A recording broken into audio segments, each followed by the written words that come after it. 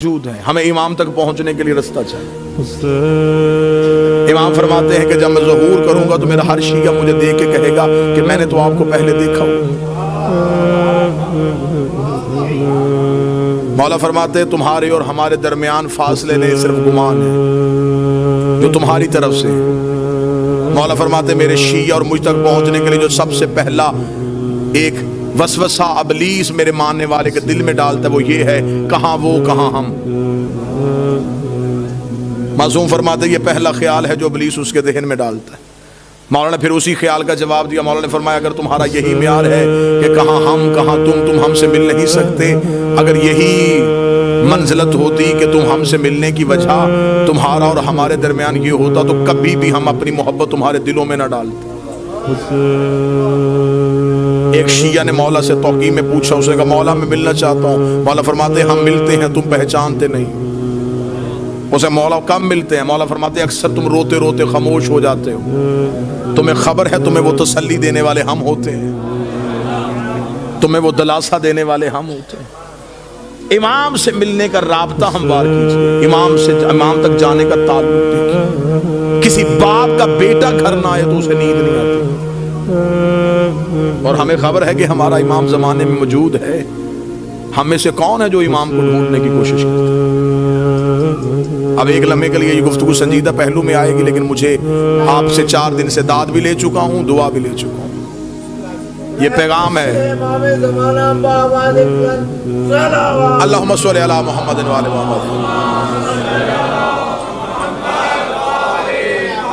میں نے گھر کی مجلس میں بھی یہ گزارش کی تھی کہ کہیں ہمارا یہ امام کو بلانا کہیں یہ کوفے والا خط تو نہیں۔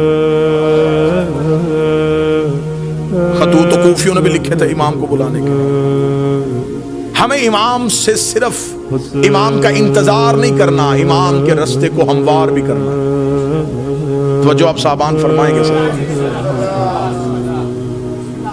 ہمیں امام کا صرف انتظار نہیں، رستہ بھی ہموار کرنا ہے، امام سے ملاقات بھی کرنی ہے۔ امام نے تو اپنا ایڈریس بتا دیا کہ میں کب اور کہاں ہوتا ہوں۔ اب اس سے زیادہ امام کو کون شیعہ ہے جو کہے کہ مجھے اب ڈھونڈنے میں مشکل ہے؟ امام نے فرمایا ہفتہ والا دن مجھے ڈھونڈنا ہو تو مسجد کوفہ میں ہوتا، اتوار کو میں مسجد سہلہ میں ہوتا، سوموار کو میں بقیہ کی قبروں پہ ہوتا، پھر میں مسجد جمگران میں ہوتا ہوں، شب جمعہ میں کربلا میں ہوتا ہوں، جمعہ میں امیر المومنین کے حرم میں ہوتا ہوں۔ مولا فرماتے طواف کعبہ کرتے ہوئے کعبے پہ سیدھی بارش ہو رہی ہو اور مزاب رحمت سے پانی نیچے آ رہا ہو تو سمجھ لینا تمہارا امام طواف میں ہے۔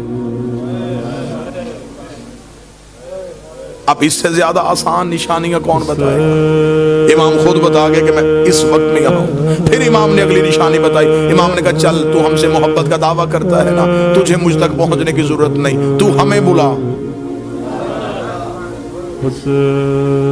اتنا امام کی موجودگی کا یقین رکھو کہ امام فرماتے ہیں کہ دسترخوان میں ایک فرد کی جگہ خالی چھوڑو۔ تمہارے گھر میں بچے پوچھیں گے جگہ کس کے لیے تو کہہ دینا ہمارا امام موجود ہے۔ عرب کی ایک مستور برقع پہن کے سوتی تھی، مستورات نے کہا کیوں برقع پہن کے سوتی ہے؟ اسے کہا امام کا ظہور ہو گیا، برقع ڈھونڈوں گی یا امام کے لشکر میں جاؤں گی؟ ملاقات با امام زمانہ حسن ابتہی 2 جلدوں میں کتابیں لکھی ہوئی، کتنے لوگ ہیں جو امام سے ملاقات کر چکے ہیں۔ ایک عراق کا رہنے والا شیعہ ہر روز گھوڑا لے کے چوک پہ تلوار لے کے کھڑا ہوا، لوگ پوچھتے کیوں کھڑا ہے یہاں پہ؟ اس کا امام کا انتظار کرو۔ لوگوں نے اسے پاگل تصور کرنا شروع کر۔ ایک دن کسی نے مذاق میں کہا تو یہاں کھڑا ہے، امام تو وہاں آ چکے ہیں۔ اس نے اپنے گھوڑے کا رخ موڑا، دوڑا اور پھر کبھی بھی واپس نہ آیا۔ یقیناً وہ امام کے لشکر میں شامل۔ امام تو ہمارے اتنا کر۔ ایک شخص نے ایک عارف سے آ کے شاگرد نے کہا کہ میں مولا سے ملنا چاہتا ہوں، مجھے کوئی عمل بتائیے جو میں کروں اور امام سے ملاقات۔ موضوع پسند ہے سر؟ یا علی مشکل، مجھے کوئی عمل بتائیے میں مولا سے مل سکوں۔ انہوں نے کہا عمل یہ ہے کہ رات کو تیز نمک والا کھانا کھا کے سونا۔ اس نے کہا کیوں؟ فرمایا بس تیز نمک والا کھانا کھا کے سو گیا، صبح آیا میں سو گیا تھا دی رات، لیکن زیارت نہیں ہوئی. اس نے کہا خواب میں کیا دیکھتا رہا؟ اس نے کہا پانی، اس لیے کہ میرے دل میں پانی کی طلب تھی. اس نے کہا جتنی طلب تیرے دل میں پانی کی تھی اتنی امام کی کر ملاقات ہو جائے. شدت پیدا کر امام سے ملنے کی، خواہش پیدا کر امام سے. ایک شخص کو خبر ہوئی کہ کربلا میں مولا امام حسین کے حرم میں جو 40 روز زیارت عاشورہ پڑھے امام اس سے مل لیتے. اور یہ آج بھی ہے، منقول ہے روایات میں کہ حرم امام حسین میں زیارت عاشورہ کا 40 روز کا عمل کیا جائے تو امام مل لیتے. وہ 40 روز زیارت عاشورہ کا عمل کرنے کے لیے چلا گیا. جیسے جیسے دن گزرتے گئے ذہن میں اعتماد ختم ہوتا رہا کہ نہیں، ملاقات نہیں ہو سکتی، میں اس قابل نہیں ہوں، میں گنہگار ہوں، وہ مجھ سے نہیں ملیں گے. بس یہ اعتماد کم ہوتا گیا. دن قریب آنے شروع ہو گئے، ذہن میں آیا گھر واپس چلا جاؤں، بچے اکیلے ہوں گے، کاروبار تباہ ہو رہا ہوگا. گھوڑے پہ بیٹھا اور حدود حرم سے نکلا. جب وہ کربلا سے نکل رہا تو ایک گھوڑا سوار اس کے ساتھ چلا. گھوڑا سوار کی آواز آئی کہاں جا رہا ہے؟ کہنے لگا کوفہ. کس رستے سے جائے گا، خشکی کے یا فرات کے؟ کہنے لگا خشکی کے رستے. گھوڑا سوار کی آواز ہے پھر کوفہ میں ایک میرا کام کرے گا، ایک امانت ہے، وہ کوفہ میں ایک شخص کو دے دینا. کہنے لگا کیا امانت ہے؟ اس نے کہا کوفہ میں ایک ریان نامی شخص رہتا ہے، اسے یہ 40 دینار دے دینا. جب تو اس کے دروازے پہ جائے گا، دستک دے گا، صبح کا وقت ہوگا، وہ دروازہ کھولے گا، اس کے بازوؤں پہ خون کے چھینٹے ہوں گے. پریشان نہ ہونا، وہ قصاب ہے، صبح صبح جانور ذبح کرتا ہے. ذہن میں پھر نہ آیا کہ جو پہنچنے سے پہلے وجہ بتا رہا ہے.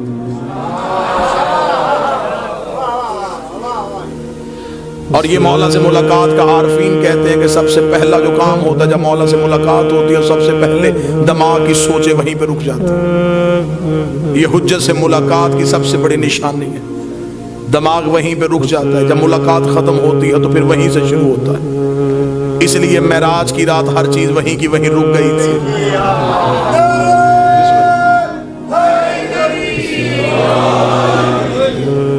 اب جب گھوڑا سوار واپس پلٹا تو اس نے آواز دے کے کہا، اس نے کہا اگر وہ پوچھے یہ کس نے دیے ہیں تو اپنا نام تو بتائیے. گھوڑا سوار کی آواز ہے کہہ دینا بقیہ نے دیے. میرے مالک کا لقب ہے بقیت اللہ. چلا گیا، جا کے کوفہ میں صبح پہنچا. اسی قصاب کے دروازے پہ دستک دی، اندر سے وہی شخص نکلا، بازوؤں پہ خون کے چھینٹے. دیکھیں گا مجھے خبر ہے تو صبح صبح جانور ذبح کر رہا ہے. کہاں سے آیا؟ کہنے لگا کربلا سے آیا ہوں. تو میرے دروازے پہ کیوں آیا ہے؟ میرے پاس تیری ایک امانت ہے، یہ 40 دینار کسی نے کربلا سے دیے، اسے کر ریان کو دے دینا. آنکھیں کھلی کی کھلی رکھ، رک یہیں پہ. اندر گیا، لباس تبدیل کیا، وضو کر کے باہر آیا. کہنے لگا زحمت ہوئی تجھے میرے دروازے پہ، میں معذرت چاہتا ہوں، تجھے اپنے دروازے پہ روک کے رکھا.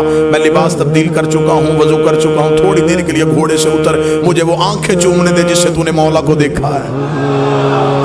مجھے وہ ہاتھ چومنے دے جس سے تو نے مولا کو ہاتھوں کو ہاتھ لگایا. یہ پریشان ہوگا تھا کون سے مولا ہے؟ اسے کہا یہ کیا تمہیں صاحب العمر نے نہیں دی گئی؟ کہنے لگا کون سے صاحب العصر؟ کیا وہ امام زمان تھے؟ اسے کہا تو وہاں مل کے آیا، تجھے پتہ ہی نہیں؟ مجھے جو جب بھی کوئی مشکل ہوتی ہے میں انہی کو بلاتا ہوں. میں نے تو ابھی رات کو کہا تھا مولا 40 دینار کا قرضہ ہے، مجھے واپس دینا ہے. صبح سے پہلے اس نے واپس بھیج دیا.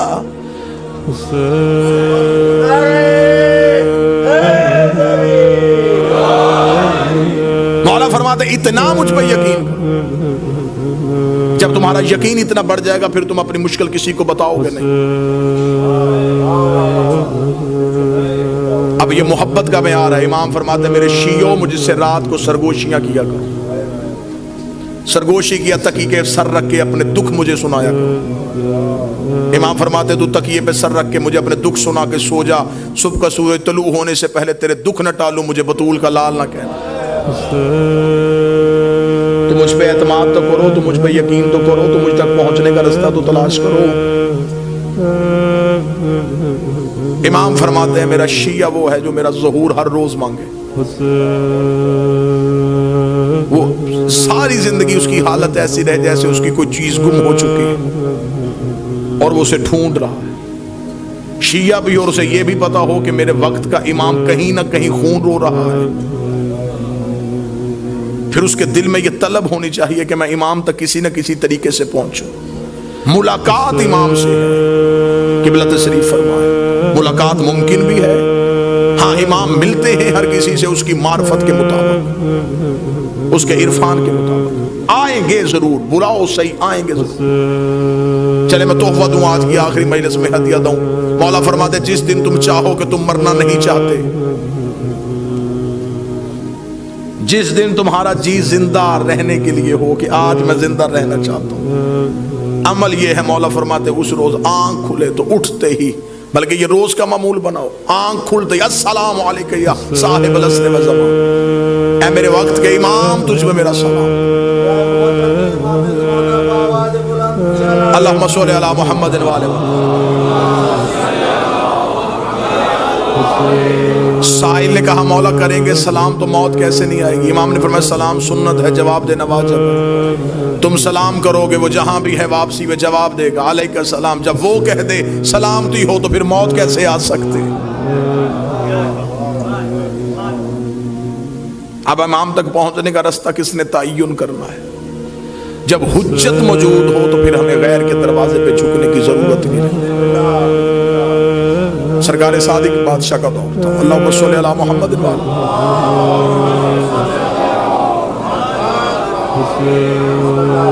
एक शख्स ने गुस्से में अपनी औरत को तलाक दे दी। शहर के उलमा से हल पूछा, उन्होंने हल बताया, तस्लीम न करने के लिए ज़हन तैयार था। अपने शहर से निकल गया और मदीने पहुंच गया। जब मदीने पहुंचा तो उसने लोगों से कहा कि यहाँ पे रसूल का कौन सा बेटा है? उनका रसूल का एक बेटा है, नाम उनका जाफिर, लकब उनका सादिक है। उन्होंने कहा मैं उनसे मिलना चाहता हूँ, उससे मैंने इस मसले का हल पूछना है। अब हुज्जत तक पहुंचने का रास्ता बताने लगा कि क्या तवक्कल क्या चाहिए, एतमाद क्या चाहिए। उसने कहा मैं इमाम से मिलना चाहता हूँ और पूछना चाहता हूँ कि मेरे इस मसले का हल क्या है। वहां के रहने वाले लोगों ने कहा क्या तू आसान समझता है इमाम से मिलना? हुकूमत ने पाबंदी लगाई हुई है, इमाम से मुलाकात का तसव्वुर भी नहीं। इमाम को घर में नजरबंद किया हुआ है, गली में मुखबरों ने घर लिए हुए हैं, फौजियों के पहरे हैं, सिपाहियों का हजूम है, तो इमाम तक नहीं पहुंच सकता। यहीं से वापस चला जा, और अगर कोई दीनी मसले के बारे में जवाब लेना है तो यहाँ पे बहुत से ऐसे लोग हैं जो दीन के बारे में जानते हैं। उसने कहा नहीं, जब वारिसे दीन मौजूद है तो फिर मैं क्यों किसी के पास हूं? उन्होंने कहा फिर तो उनसे तो नहीं मिल सकता, उनसे तो मिलने पे पाबंदी है। मैं वाकया पढ़ता जाऊंगा और आपने आज के दौर में इसे देखते चले जाना, ये कहां कहां निशानियां दे। उसने कहा जब इमाम मौजूद है तो मैं क्यों पूछूं, मैं इमाम तक पहुंचूंगा। उन्होंने कहा फिर तो इमाम से तो नहीं मिल सकता क्योंकि उनसे मिलने पे पाबंदी है। उसने कहा पाबंदी बता रही है कि ये सच्चा है, इसलिए कि झूठ पे कभी पाबंदी नहीं होती, पाबंदी हमेशा हक पे होती है। लिहाजा मैं इमाम तक पहुंचूंगा, हर सूरत पहुंचूंगा। अब ये जब भी उस गली में दाखिल हो, फौजी रोके, सिपाही रोके, खौफ में आ जाए, डर जाए, वापस आ जाए। एक किताब में रवायत है 1 माह, एक में रवायत है 3 माह तक मदीने के पायदा। एक सवाल के जवाब के लिए इमाम के शहर में मौजूद, मुसलसल मदीने में फिरता रहा, सिर्फ एक ही मकसद, इमाम से मुलाकात हो जाए, इमाम से मुलाकात हो जाए, इमाम से मुलाकात। और इमाम मौजूद है और मुलाकात। अब थक गया, मदीने के बाहर बैठा था और यूं शहर की तरफ देख रहा था।